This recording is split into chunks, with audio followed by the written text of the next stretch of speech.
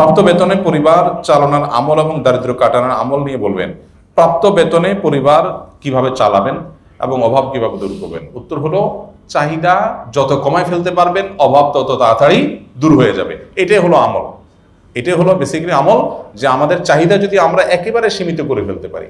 নাই তো নাই, আলহামদুলিল্লাহ, না হলে তো খাইলাম না, আমার কেন হাও চাষ করতে হবে, কেন আমার পেরেশান হইতে হবে, আমি হলাম না। যখন মানুষ চাহিদাকে আস্তে আস্তে কমাবে, এক্সপেকটেশন কমাবে, তখন তার কষ্ট অটোমেটিক দূর হয়ে যাবে। দেখেন আমাদের কত অভিযোগ, তাই না? কত অভিযোগ। আমি আমার ওই যে ফেসবুকে একটা লেখা কদিন আগে লিখছিলাম, আমার ছাত্র জীবনে এক বাড়িতে লজিং ছিলাম মাদ্রাসা থাকাকালীন সময়ে। আমার হঠাৎ করে মনে হলো সেই ফ্যামিলিটার কথা, যে এমন ঠুনকো ঘর, যে এখন এরকম ঘর চোখেই পড়ে না, এইরকম ঠুনকো গ্রামেগঞ্জে এখনো কোথাও আছে নিশ্চয়ই। তো তারা বেচারারা একটা হাঁস না মোরগে ডিম পারতো, ওইটাই আমাকে ভেজে ভাত দিত তারা, এবং এইটা দিত যে তারা, মানে আমার কাছে এখন বুঝি, তখন তো ছোট ছিলাম, এখন ফিল হয় যে তাদের মধ্যে কোনো দুঃখ ছিল না, তারা খুব খুশি ছিল যে একটা মাদ্রাসার ছেলেকে সে লজিং রেখেছে, এবং সে কোনো দারিদ্র আছে তার এরকম কোনো ফিল তার মধ্যে আছে বলে আমার মনে হয় না। যা পাইছে খাইছে আলহামদুলিল্লাহ, খুব খুশি।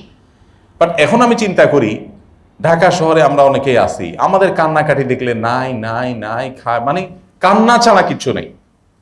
এই সবগুলো মূলত আমাদের এক্সপেকটেশন বেশি হওয়ার কারণে হয়েছে। অল্প পয়সায় চলতে চান, এক্সপেকটেশন জিরো করে ফেলান, নামায় ফেলান, আমার যা আছে তা দিয়ে চলবো, একেবারে কষ্ট করে চলবো। সাহাবা একরামের কথা চিন্তা করেন, নবী করিম সাল্লাল্লাহু আলাইহি ওয়াসাল্লামের বাসায় খেজুর এবং পানি, এই দুইটা ছাড়া আর কিচ্ছু ছিল না, দুই আইটেম, শুধু পানি আর খেজুর। মাসকে মাস গেছে, চুলায় আগুন জ্বলেনি, চুলায় আগুন। চিন্তা করবেন, এক সপ্তাহ রান্না করা খাবার না খাইলে আমরা পাগল হয়ে যাব। এক সপ্তাহ যদি শুধুমাত্র শুকনা বিসিরি এগুলা খেয়ে থাকা লাগে, নিউজ হবে রীতিমতো মিডিয়াতে, এক সপ্তাহ ধরে ভাত খায়নি, তাই না? বন্যায় 8 দিন হয়েছে চুলা রান্না হয়নি, সুবহানাল্লাহ, লিড নিউজ হচ্ছে না? অথচ নবী করিম সাল্লাল্লাহু আলাইহি ওয়াসাল্লামের বাসায় এই জিনিসটা মাসের পর মাস হয়েছে। তার মানে লাইফটাকে মানুষ যত সিম্পল করে ফেলে তত তার কষ্ট দূর হয়।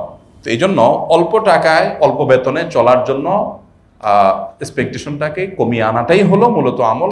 আর পাশাপাশি আল্লাহর কাছে বারাকার দোয়া করা, বারাকার দোয়া করা, আল্লাহ তাআলা যেন বারাকা দান করেন, তাতে অল্প টাকাতেও দেখা যাবে অনেক কিছু হয়ে গেছে।